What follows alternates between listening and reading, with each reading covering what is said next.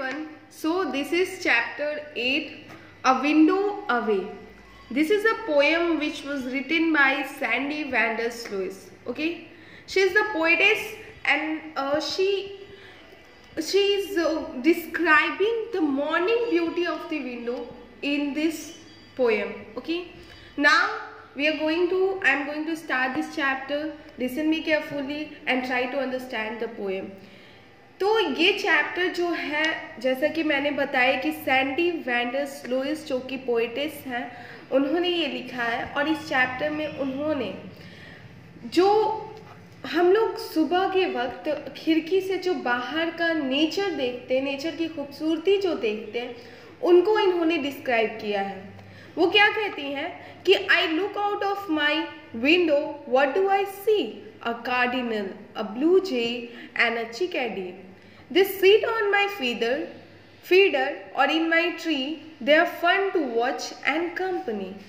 कह रहे हैं कि I look out of my window, यानी कि मैं खिड़की से जब बाहर देखती हूँ तो मैं क्या देखती हूँ? एक कार्डिनल, एक ब्लू जे और एक चिकेडी. ये सब बर्ड्स के काइंड्स हैं, यानी कि ये डिफरेंट तरह के बर्ड्स हैं कि मैं इन सारे पंछियों को, इन सारे बर्ड्स को देखती हूँ. They sit on my feeder मतलब होता है एक ऐसा, मतलब फीड करने के लिए कोई भी बर्तन, यूटेंसिल्स रखना जिसमें चिड़ियों को खाने के लिए हम लोग खाना रखते हैं. तो वो कह रहे कि वो मेरे फीडर पे बैठती हैं या फिर मेरे ट्री पे बैठती हैं. And they are fun to watch and company, और उनको देखने में बहुत ही ज़्यादा मज़ा आता है और उनका साथ भी जब होता है तो उतने ही जॉयफुल रहता है. When I heard them sing their pretty song, my worries and cares are gone.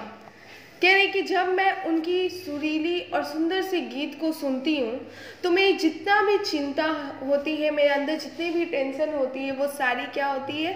ख़त्म हो जाती है.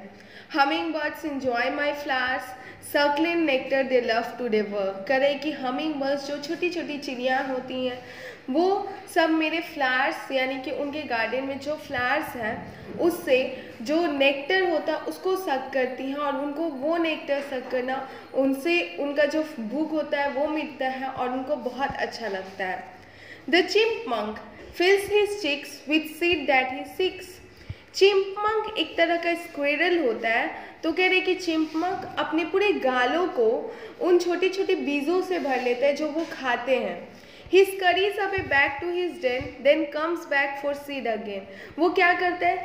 अपने होल में, अपने देन में, गुफा में वो तुरंत दौड़ के चले जाता है और फिर वापस आता है, खाता है और फिर दौड़ के वैसे ही अंदर चले जाता है. Rabbits run, hop and play. Rabbit जो होते हैं वो दौड़ते हैं, कूदते हैं, खेलते हैं on the wonderful sunny day. इस सुंदर से दिन में वो खेलते रहते हैं.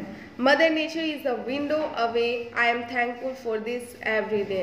कह रहा है कि इस खिड़की से बाहर ये जो हमारी नेचर है, प्रकृति है, वो इस खिड़की से बाहर है और बहुत ही सुंदर है. और मैं बहुत ही ज़्यादा शुक्रगुजार हूँ इस मदर नेचर का कि उन्होंने इतने ब्यूटीफुल नेचर हमारे सामने, हमारे खिड़की के सामने है कि जिसको देख के हम हमेशा इंजॉय कर रहे हैं.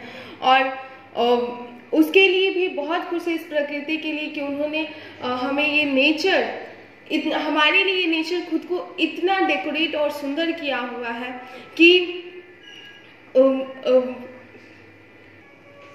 हम लोग उसको देख के इनलाइटेड होते हैं, इंजॉय करते हैं उसको.